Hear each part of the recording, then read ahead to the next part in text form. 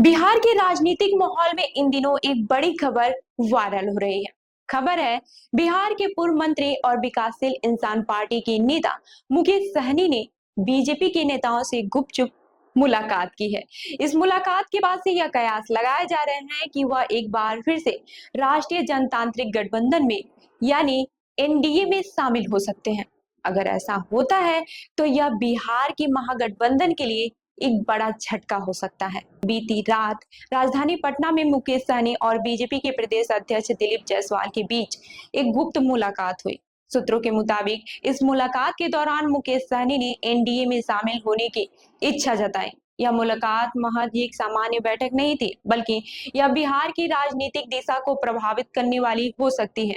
मुकेश सहनी ने साफ कहा है कि महागठबंधन में उन्हें वह सम्मान नहीं मिल रहा है जो एक नेता के तौर पर उन्हें मिलना चाहिए था। आपको बता दें कि काफी समय से मुकेश सहनी ने अपनी पार्टी विकासशील इंसान पार्टी यानी कि बीआईपी को महागठबंधन का हिस्सा बनाए रखा था, लेकिन अब खबर है कि वह महागठबंधन से असंतुष्ट हैं। एक कारण यह भी हो सकता है कि महागठबंधन ने उन्हें डिप्टी सीएम के पद के लिए कोई ठोस आश्वासन नहीं दिया। पिछले कुछ महीनों में मुकेश सहनी खुद को बिहार के डिप्टी सीएम पद का दावेदार मानते रहे हैं, लेकिन महागठबंधन की तरफ से कोई निर्णायक कदम नहीं उठाया गया। फिर क्या, इससे नाराज होकर मुकेश सहनी ने अब अपने राजनीतिक भविष्य को लेकर गंभीर विचार करना शुरू कर दिया है। अब अगर वह एनडीए में शामिल होते हैं तो महागठबंधन के लिए यह एक बड़ा झटका हो सकता है, खासकर विधानसभा चुनाव से ठीक पहले। यह कोई पहला मौका नहीं होगा जब मुकेश सहनी ने पाला बदला हो।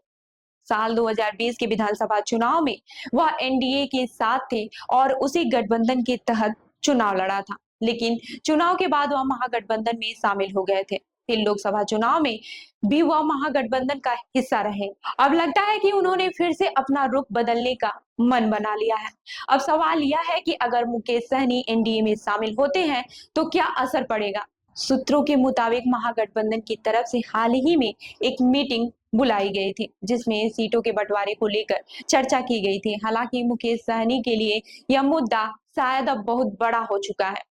वह अब यह महसूस कर रहे हैं कि महागठबंधन में उनका राजनीतिक भविष्य सुरक्षित नहीं है। आपको ये भी बता दें कि मुकेश सहनी की एनडीए में वापसी की चर्चा तेज हो रही है। वहीं इस बीच बिहार के मुख्यमंत्री नीतीश कुमार के आवास पर एक डॉक्यूमेंट्री भी दिखाई गई, जिसमें बिहार के पुराने राजनीतिक हालात पर चर्चा की गई थी। सूत्रों का यह कहना है कि यह डॉक्यूमेंट्री मुकेश सहनी की एनडीए में एंट्री को लेकर एक रणनीति का हिस्सा हो सकती है। वहीं अब देखने वाली बात यह होगी कि अगर मुकेश सहनी एनडीए में शामिल होते हैं तो इस फैसले का बिहार की राजनीति पर क्या असर पड़ेगा। क्या इससे महागठबंधन की रणनीति को झटका लगेगा या फिर वह खुद को इस बदलाव के लिए तैयार कर पाएंगे। इस पूरे घटनाक्रम पर सभी की नजरें टिकी हुई है, क्योंकि विधानसभा चुनाव अब नजदीक है और यह बदलाव बिहार की राजनीतिक तस्वीर को पूरी तरह से बदल सकता है।